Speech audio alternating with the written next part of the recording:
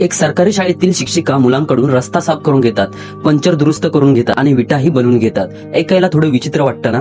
पण या मागचं खरं कारण समजलं तर तुम्ही त्याचं नक्की कौतुक कराल. दर आठवड्याला त्या आपल्या विद्यार्थ्यांना वेगवेगळ्या कामाच्या ठिकाणी घेऊन जातात. कधी गॅरेजमध्ये, कधी बेकरीमध्ये, कधी पेट्रोल पंपवर, कधी टेलरकडे, तर कधी मोशीकडे. तिथे मुलं शिकतात की लोक काम कसं करतात, पैसे कसे मोजले जातात, वस्तू कशा तयार होतात आणि त्या कशा काम करतात.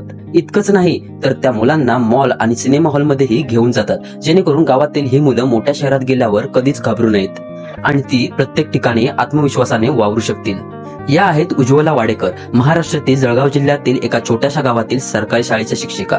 गेल्या 30 वर्षापासून त्या मुलांना फक्त पुस्तकांमधून नाही तर खऱ्या जगातून शिकण्याची संधी देत आहेत. आज जिथे भौतिक शाळांमध्ये मुलांना फक्त अभ्यास शिकवला जातो आणि त्यांचं जग पुस्तकांपुरतच मर्यादित राहतं, तिथे उज्ज्वला मॅडम त्यांना आयुष्य कसं जगायचं आणि जगाला कसं समजून घ्यायचं हेही शिकवत आहेत. गरीब कुटुंबातील या मुलांना त्यांनी फक्त शिक्षणच दिलं नाही तर मोठी स्वप्न पाहण्याचं धैर्यही दिलं आहे.